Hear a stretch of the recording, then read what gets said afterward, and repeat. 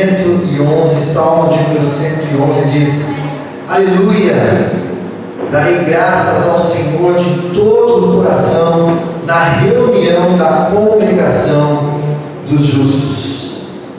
Versículo 1, Salmo de número 111, diz assim: Aleluia! Darei graças ao Senhor de todo o coração na reunião da congregação dos justos.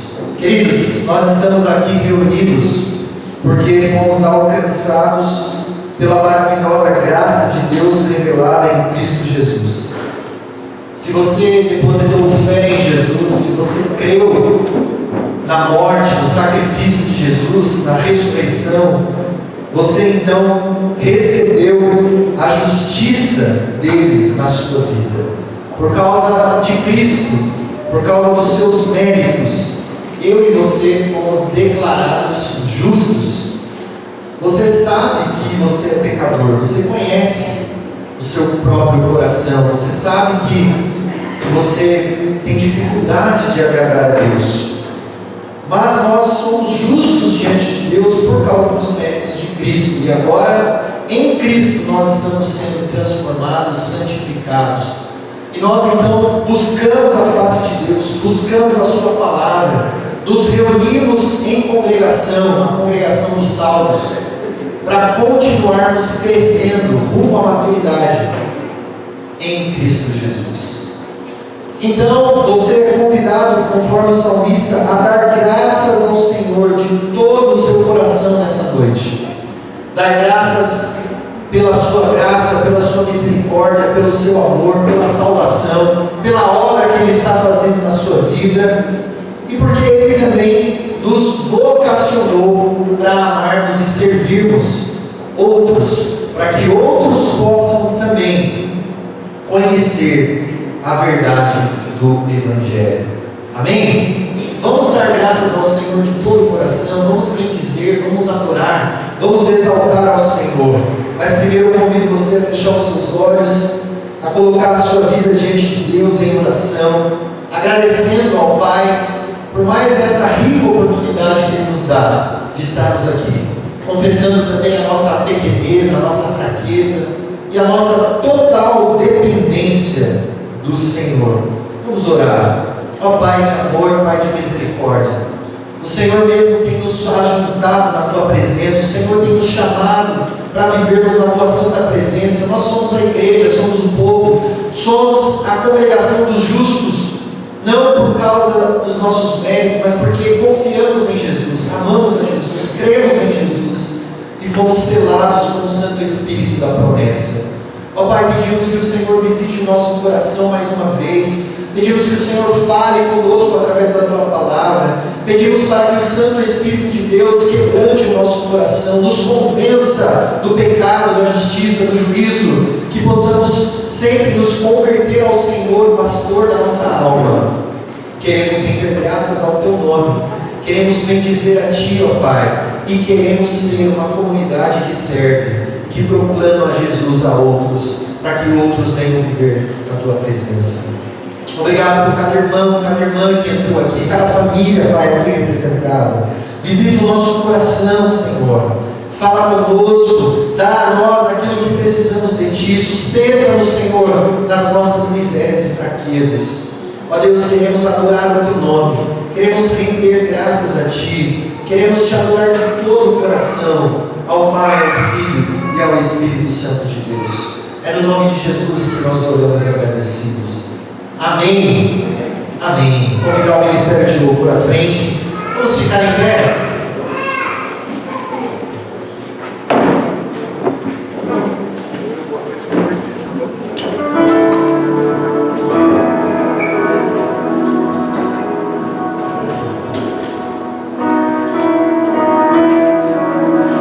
Maravilhosa graça que foi nos dada em Cristo Jesus.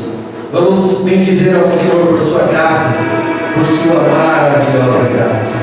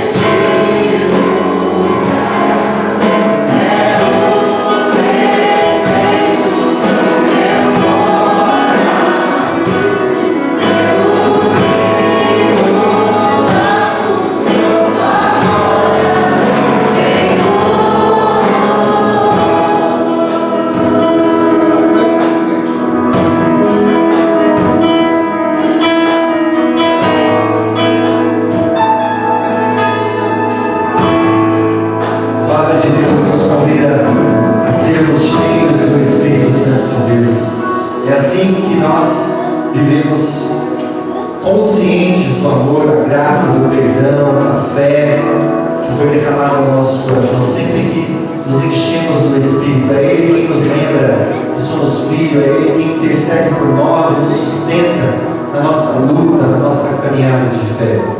Aproveitar, o pastor Wagner está aqui com a gente, convidá-lo aqui à frente. Nós queremos ter um momento de intercessão, nós queremos orar pela igreja. Se você tem algo no seu coração, se você tem uma luta, uma dificuldade, esse é o momento. Nós queremos clamar a Deus por você. Fique em pé, continue em pé. Se você quiser se sentar, você pode se sentar. Nós queremos interceder pela igreja nesse momento. Convidar o pastor. Graças a todos. Oremos. Deus bendito e soberano, como é bom o Senhor estar na tua presença. Como é bom desfrutar da tua glória em nosso meio nesta noite.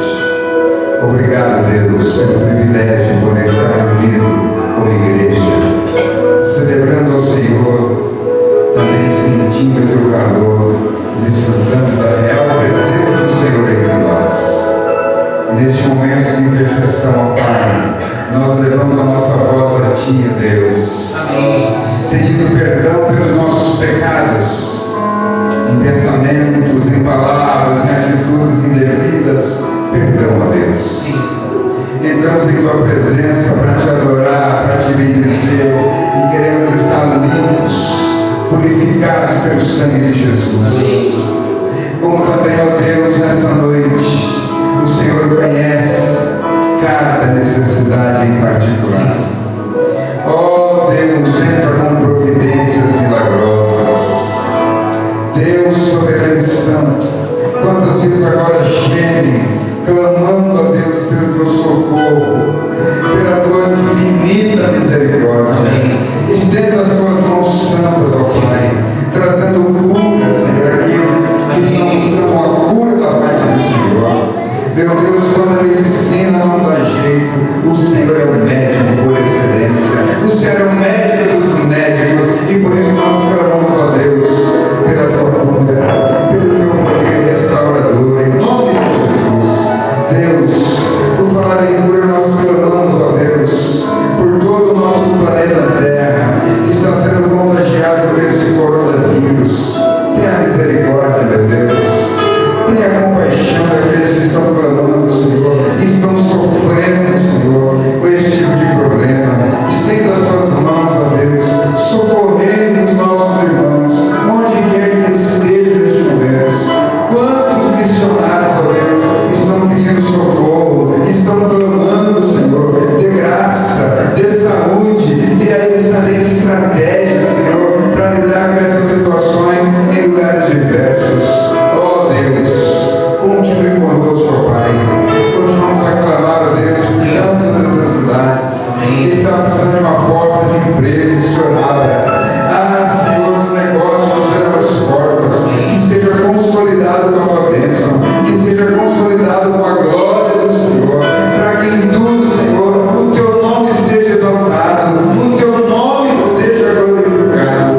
Deus bendito, quantos adentraram esse santuário nesta noite, buscando do Senhor uma resposta da parte do Senhor, e o Senhor tem a resposta certa. Esclareça, Senhor, tira as dúvidas, caia por terra cegueira espiritual. Ah, Senhor, resplandeça a tua glória, a tua luz, a tua graça e o teu poder, que a unção gloriosa do teu Santo Espírito continue parando em nosso meio, sobre as nossas vidas, falando conosco, Pai, através da ministração da tua palavra. É o nosso clamor a ti esta noite, Pai. Em nome do Senhor Jesus. Amém. Amém, amém. A igreja pode se assentar. À medida que cantamos, adoramos, você pode entregar os seus dízimos, suas ofertas com alegria ao Senhor.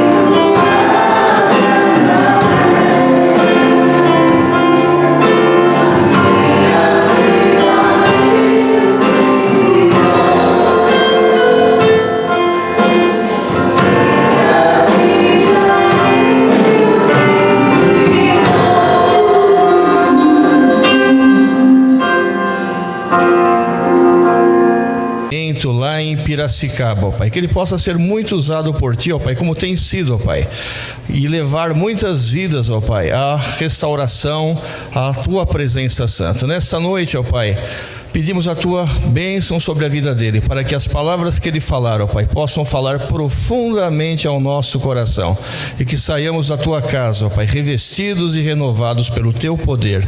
Agradecemos imensamente por esta família, pelo seu ministério, em nome de Jesus. Amém. Olá, irmãos, tudo bem? A graça e a paz de Cristo aí seja com todos vocês. Amém. Que legal estar aqui. Fazia tempo que eu não vinha para Bragança, que eu não podia, não conseguia tempo para, olha que coisa feia, né? Amigo falando que não podia, não achava tempo para ver o outro amigo, né? Fazia tempo que eu não via a Kleber, a Priscila. Fazia tempo, na verdade, eu vim várias vezes aqui, lá no outro templo, né? Aqui é a primeira vez que eu venho. Vocês estão de parabéns aí com a casa nova, que não é mais nova, né? Muito legal. Bom, o Kleber já falou aí tudo aí da caminhada. Hoje pela manhã foi um momento muito gostoso mesmo que nós tivemos aqui, falando sobre evangelismo relacional, sobre esse estilo de vida. E o meu desejo, queridos, é que essa noite nós saiamos daqui tão edificados quanto foi pela manhã e tão abençoados quanto. Eu espero realmente que nós tenhamos uma certeza ao sairmos daqui dessa noite, que nós fomos chamados para sermos discípulos de Jesus, mais ainda, que fomos chamados e engajados numa caminhada de fazer outros discípulos. E é sobre isso que a gente vai falar nessa noite. Quando o Kleber deu a missão, né, de dar continuidade aí à série que ele trouxe, iniciou na semana passada, quando ele me deu o tema, né, siga-me, cada irmão um discípulo, cada discípulo fazendo discípulos, eu fiz uma série de questionamentos a mim, né? E algum desses questionamentos eu quero trazer para você, porque eu não sei para você como que é essa ideia de sermos discípulos que fazem outros discípulos. Para você isso é claro que Jesus Cristo te chamou para fazer exatamente o que ele fazia? Porque o que Jesus fez aqui nos 3 anos de ministério dele, se não fazer discípulos? Ele curou? Sim, a fim de apresentar aos homens a glória de Deus Pai, não é isso? E a cura não foi meramente para que aquela pessoa voltasse a andar ou tivesse saúde plena, mas foi para que ela conhecesse o poder de Deus e a sua salvação e engajasse em um caminho diferente do qual as pessoas na época diziam que era o caminho do Senhor. Então você já caiu a sua ficha que você foi chamado para fazer o que Jesus fazia? É sobre isso que o Senhor quer levar a nossa reflexão nessa noite. Então o tema siga-me, eu quero compartilhar com vocês no texto de Lucas e de Mateus. E eu vou fazer um pouquinho diferente, irmãos. Nós não vamos ler todo o texto, eu vou ler e explicar e conversar com vocês, mas eu gostaria que nós respondêssemos o seguinte: o que não é ser um discípulo de Jesus? O que não é ser um discípulo de Jesus? Vamos começar na negativa para depois a gente chegar na resposta, o que é ser. Irmãos, deixa eu deixar claro aqui para vocês o seguinte, não é ser um discípulo de Jesus fazer um curso. O curso aqui pela manhã não fez de ninguém aqui discípulo de Jesus. Não é ser discípulo de Jesus o estar numa igreja. O simples fato de estarmos sentados numa igreja não faz de nós discípulos de Jesus. Não é fazer parte do rol de uma igreja. Então não faz de você um discípulo de Jesus se você foi batizado em uma igreja e já serviu outras 4 igrejas. Não é ser discípulo de Jesus saber contar a história de Jesus. Isso não faz de você um discípulo de Jesus. Também não é ser discípulo de Jesus ter passado por, vamos dizer, um programa de aulas, de 12 aulas, que no final você recebeu lá um diplominha dizendo que agora você é discípulo de Jesus. Ser discípulo de Jesus não é somente dizer-se cristão ou que crê em Jesus. Porque eu quero lembrar vocês que talvez pegue pesado falar isso, mas o cara participou, ele viu a crucificação de Jesus, ele esteve presente quando Jesus chorou sangue e o seu nome era Satanás. Satanás sabe contar muito bem a história de Jesus e não nega a história de Jesus, o que não faz dele um discípulo de Jesus.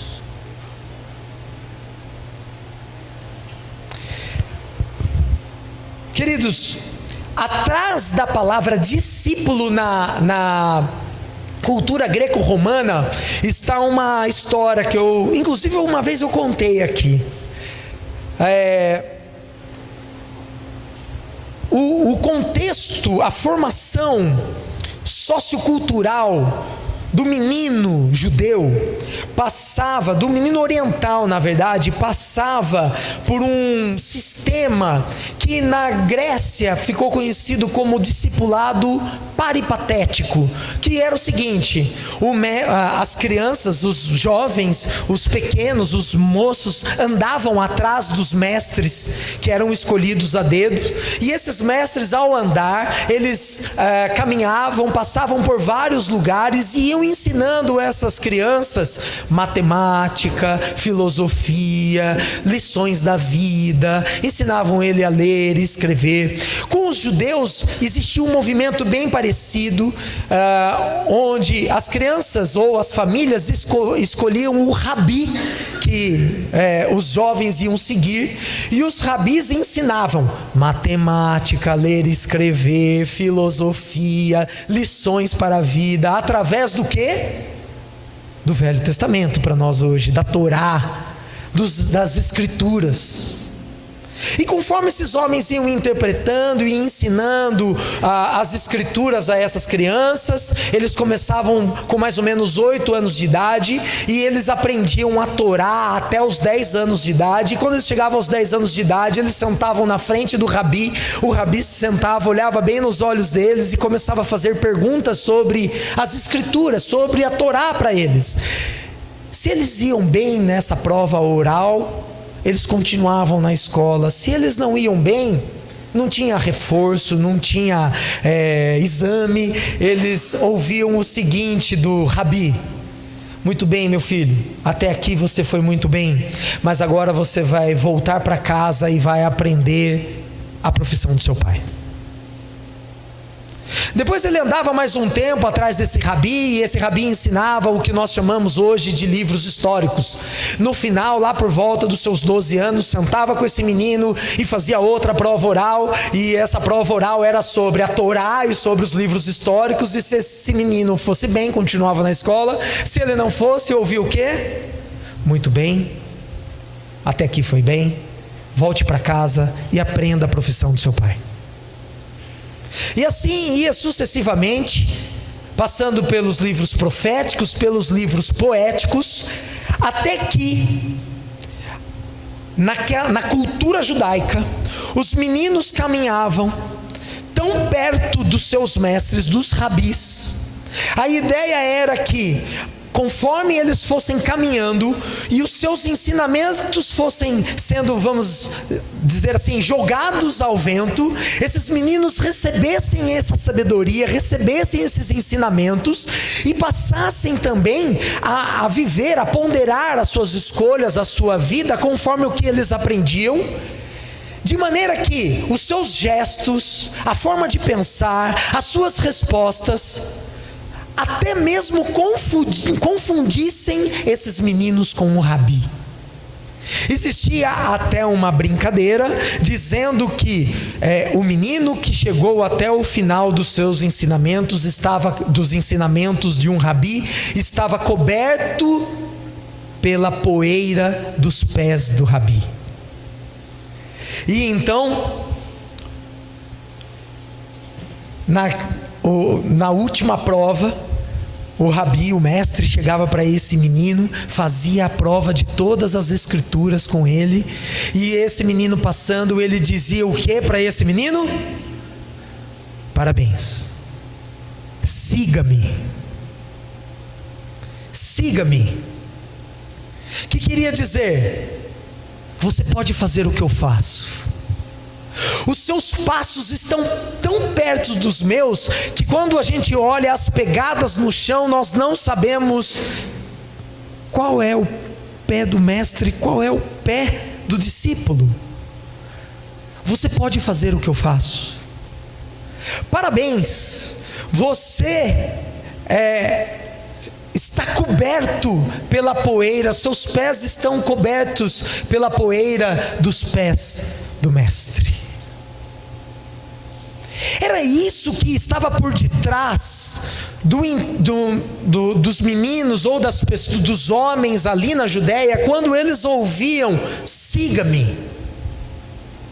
Eles entendiam justamente isso. Você pode fazer o que eu faço. A partir daqui, então, nós podemos olhar para o nosso texto, Lucas 9, de 57 a 62, e esse texto pertence ao bloco da viagem de Jesus até Jerusalém. Lucas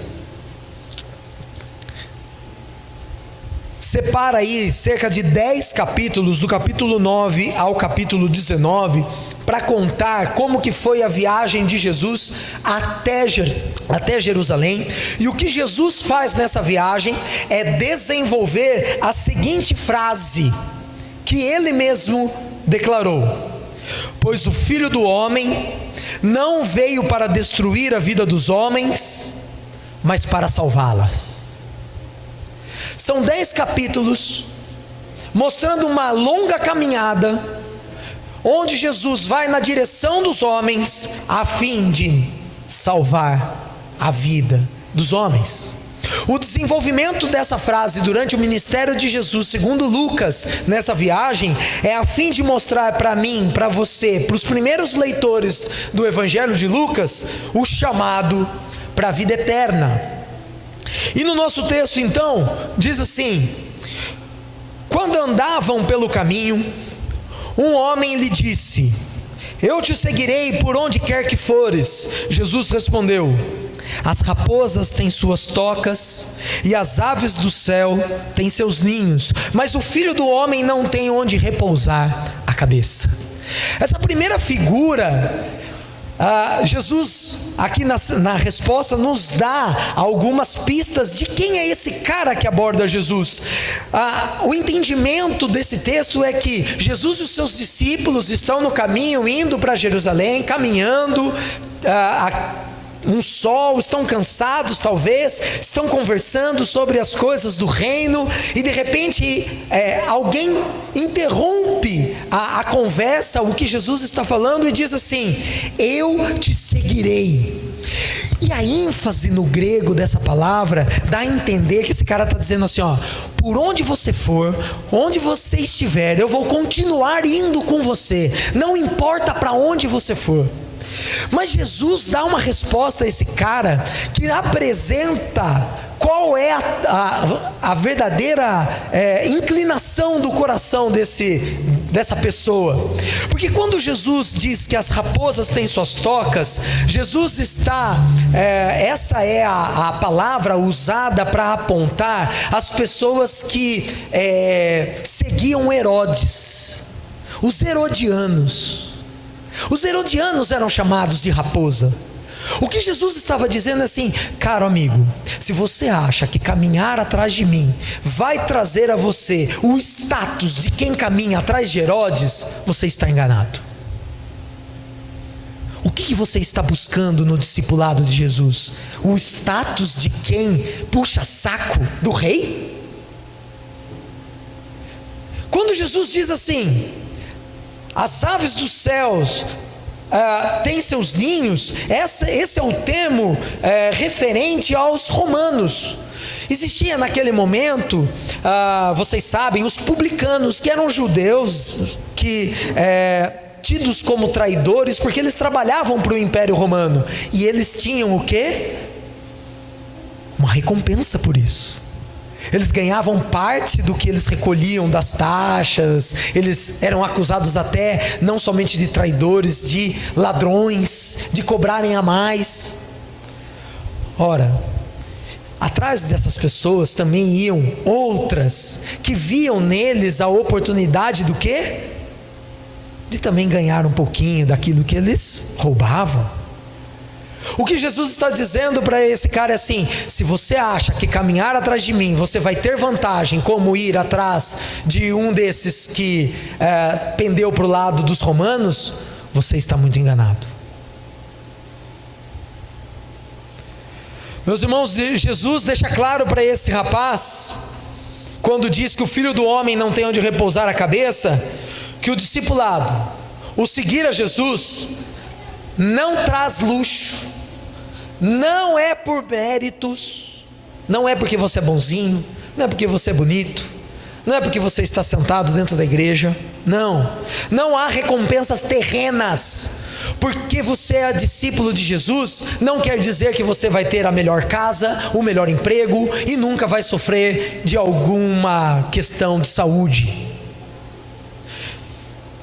Jesus está dizendo que o discipulado é sim uma continuidade, sem pausa, uma continuidade sem descanso, mas que não traz glória igual os homens esperam. O texto continua: a outro disse: siga-me. Mas o homem respondeu: Senhor, deixa-me ir primeiro sepultar meu pai. Jesus lhe disse: deixe que os mortos sepultem os seus próprios mortos. Você, porém, vá e proclame o reino de Deus. A ideia do texto no grego aqui é que esse homem foi abordado por Jesus, diferente do primeiro. O primeiro aborda Jesus, o segundo é como se ele estivesse até nem andando com Jesus, vindo na direção contrária pela estrada, e Jesus vai na direção dele e diz o quê? Siga-me. Jesus olha para esse cara que do nada aborda esse cara e diz para ele: você pode fazer o que eu faço? Aí esse camarada não entendeu esse convite de Jesus. A resposta que ele dá de primeiro ir sepultar era até que uma resposta, talvez ele estivesse indo para o funeral do seu pai, e era digno. Na cultura judaica, existe a dispensa para o funeral. O funeral judaico, ele nem é algo demorado, pelo contrário, a preparação do corpo até demora, mas o funeral judaico não é. No entanto, eu não sei se tem um judeu ou alguém que já participou, aqui no Brasil nem é tanto assim, né? Mas naquela época, como era um ofício fúnebre judaico, um falatório, gente chorando, lamuriando, gritando, pessoas contando a história do morto, alguns chorando por lembrar de coisas boas, e outros rindo, sei lá, das piadas e das histórias que aquele cara passou com ele ou contou por aí. Acontece que, ao ouvir Jesus dizer: deixe que os mortos sepultem os seus próprios mortos, muitas pessoas interpretam que Jesus estava dizendo que não era importante um ofício fúnebre, não era importante enterrar o seu pai. Não. Jesus estava dizendo para ele o seguinte: olha, existe um caráter de urgência no chamado. O meu chamado é para que você seja um discípulo. O meu convite é que você renuncie, deixe para trás aquilo que não é importante, porque o que é importante? Vá e proclame o reino de Deus. E ora, você está indo sepultar o seu pai ou proclamar o reino de Deus? Então você não entendeu o meu chamado para você fazer o que eu faço, porque o próprio Jesus renunciou o ser Deus no céu para estar no meio dos homens. O que Jesus está dizendo para esse cara é: olha, os mortos não vão ouvir a proclamação do reino, você precisa ir e proclamar o reino aos vivos. Ao sepultar o seu pai, você vai proclamar o reino, ou você só vai cumprir com a questão cultural? O que é que você vai fazer? Porque o chamado ao discipulado é um chamado de urgência, de proclamação do reino de Deus, aonde quer que você esteja. O terceiro, que aparece aqui no texto, opa, voltou? No versículo 61, também é intrigante, porque esse cara aborda Jesus e diz assim: ainda outro disse: vou seguir-te, Senhor, mas deixa-me primeiro voltar e me despedir da minha família. Jesus respondeu: ninguém que põe a mão no arado e olha para trás é apto para o reino de Deus. A expressão vou seguir-te dá a entender que esse cara é um intrometido. Que esse cara ou talvez está junto com o segundo, ou ele está vendo e estudando todo o movimento. E o que ele viu? O primeiro cara chega para Jesus, aborda Jesus e fala assim: eu quero fazer. Ele vê que o outro é abordado por Jesus e diz: deixa eu sepultar meu pai. Esse cara parece que ele olha a situação, estuda a situação e fala assim: eu vou responder o que esse cara quer ouvir. Porque quando ele pede para voltar e se despedir da sua família, o que ele está fazendo é o que nós chamamos de condicionamento profético. O que é isso?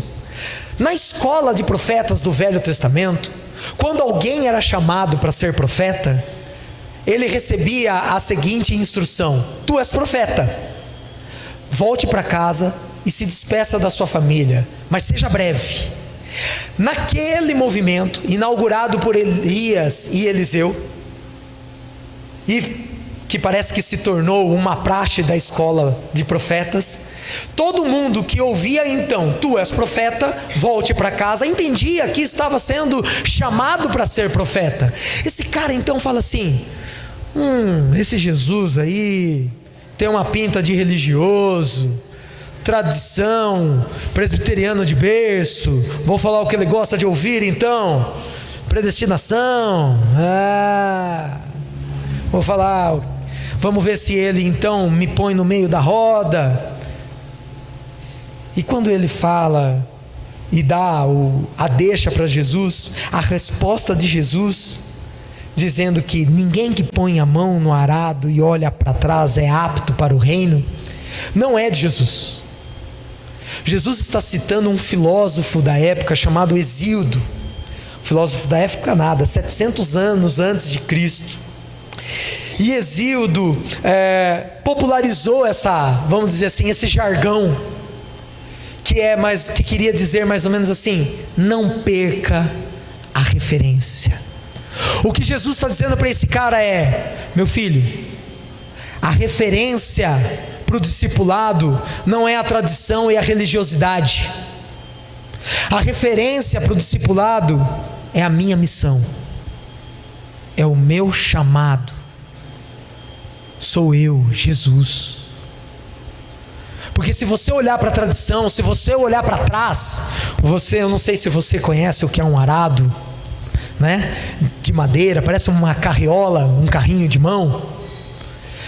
E o o caboclo, para fazer o arado, ele precisa mirar à frente, enterrar a foice no chão, empurrar aquilo com força. E se no meio do caminho ele perder a referência, olhando para trás, ele faz o arado torto. Ou então, se ele encontra uma pedra e ele não consegue passar pelo obstáculo, olhando a referência lá na frente, perde-se todo o trabalho que ele está fazendo do arado. O que Jesus diz para esse cara é: preste atenção, não perca a referência, vá e proclame o reino de Deus. Para Jesus, queridos, no discipulado e no convite de Jesus, não existem provas, existe graça. O que existe no chamado de Jesus ao discipulado não é fazer conforme eu quero, não é fazer conforme as minhas conveniências, conforme o segundo exemplo aqui, não, que a gente viu no texto, não é fazer conforme a escola ou a tradição que eu pertenço. O discipulado em Cristo Jesus, o convite para o discipulado em Cristo Jesus é para uma vida que espalha com urgência a referência, a prioridade que é o Evangelho de Jesus Cristo. Quando? Em todo tempo. Quais situações? Não importa qual situação. O convite é o convite para uma vida que espalha o Evangelho de Jesus em todo tempo, em todas as circunstâncias. Então, o que nós ouvimos de Jesus, meus irmãos, é justamente isso: siga-me. Jesus diz para mim e para você: você pode fazer o que eu faço. Não no sentido de salvar as pessoas, no sentido de espalhar e viver o reino de Deus aqui. Não por esforço próprio, mas porque Ele conquistou isso na cruz por mim e por você.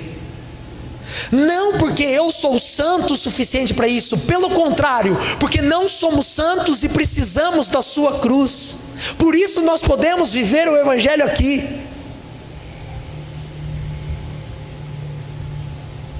E então, discipulado, a melhor tradução para essa palavra seria seguimento. Seguir e continuar seguindo, essa é a ideia.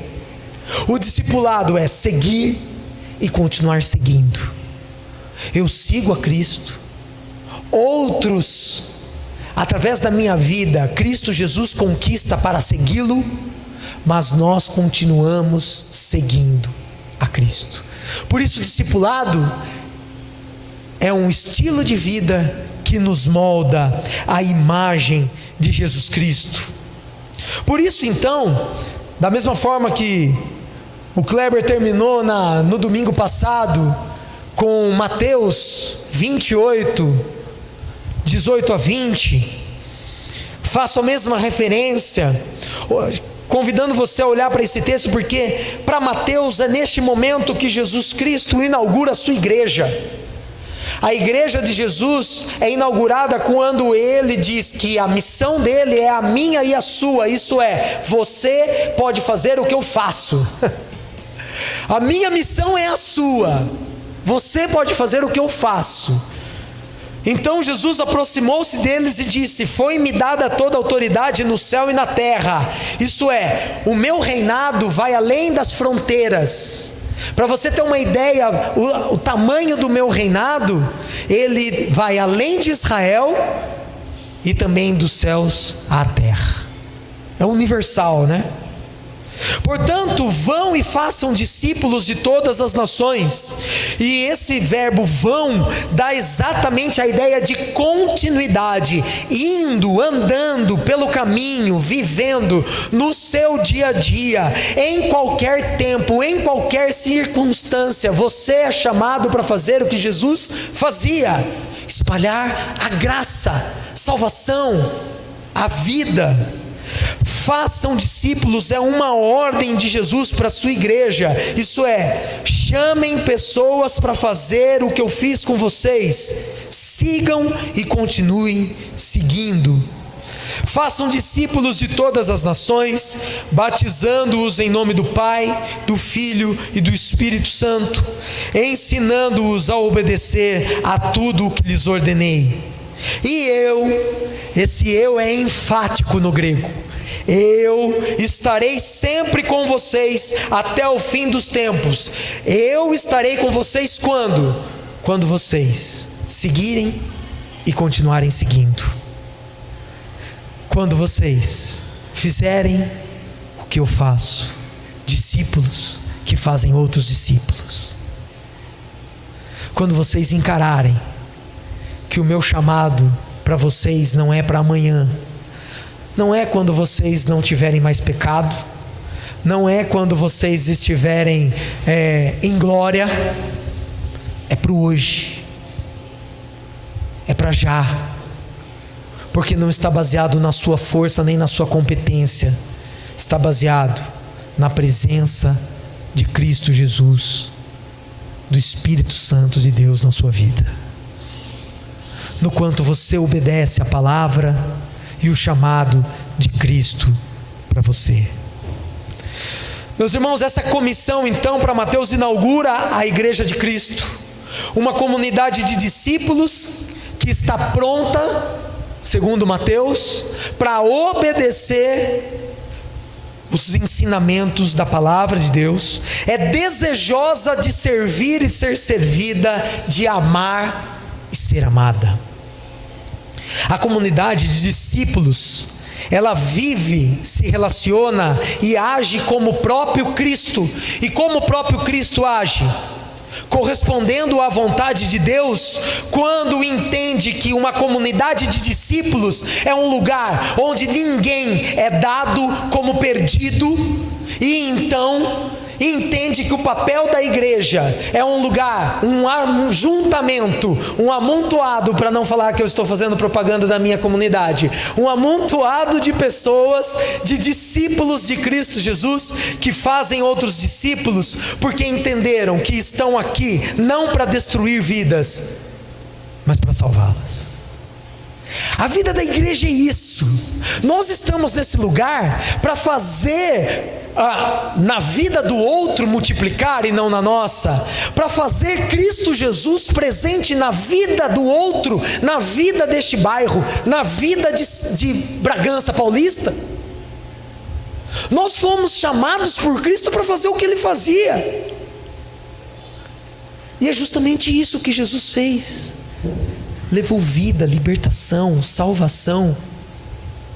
Não foi? Comigo, o meu fardo é, ou o seu fardo é, e o jugo suave.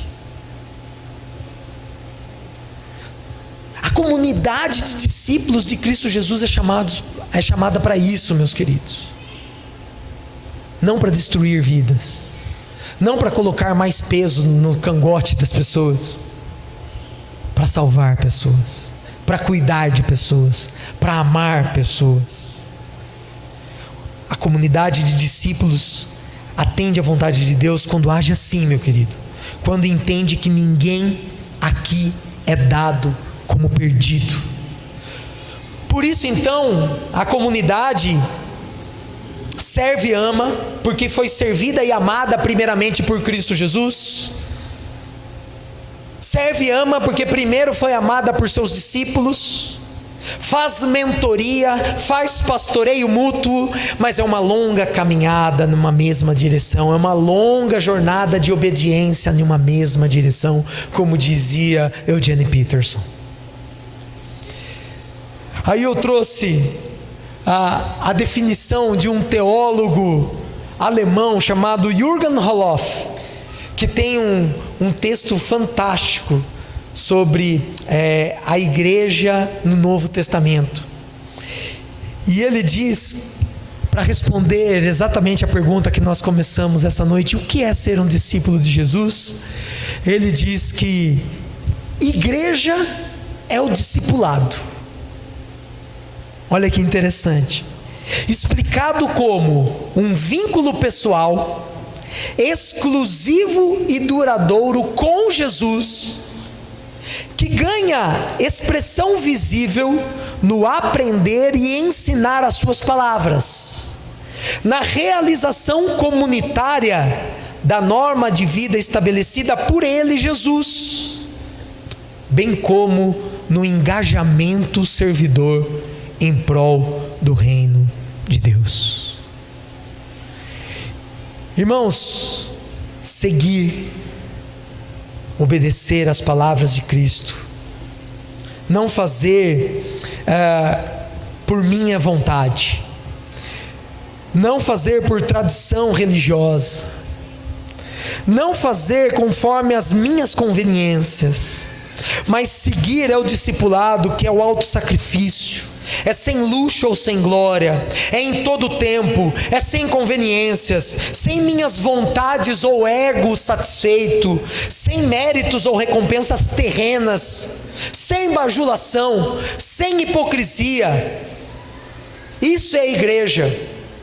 Isso deve ser eu e você com Cristo presente aqui, servindo, amando e seguindo. Por fim, o que é ser um discípulo de Jesus? Se tem algo que nós precisamos sair dessa noite aqui sabendo, é que ser discípulo de Jesus é ter um estilo de vida recebido por aqueles que foram resgatados por Jesus e obedecem e cumprem a missão de Cristo, imitando-o em todos os aspectos. Cada irmão um discípulo, cada discípulo fazendo discípulos é discipulado. Isso é igreja. Isso é ter um estilo de vida que pertence àqueles que foram resgatados por Jesus, obedecem e cumprem a missão que Jesus lhes deu, imitando-o em todos os aspectos. Dessa maneira quero orar pela sua vida, por essa comunidade, clamar a Deus que nós, através do Espírito Santo de Deus, sejamos orientados na vida de discipulado, não por nossas conveniências, não para conquistar algum mérito ou ter recompensas terrenas, e nem mesmo para cumprir com tradições religiosas às quais nós estamos mergulhados, mas que sejamos discípulos por obediência e por gratidão, porque Cristo Jesus nos chamou, nos ama e quer fazer de nós cada dia mais parecidos com Ele. Deus amado, muito obrigado, Senhor, pela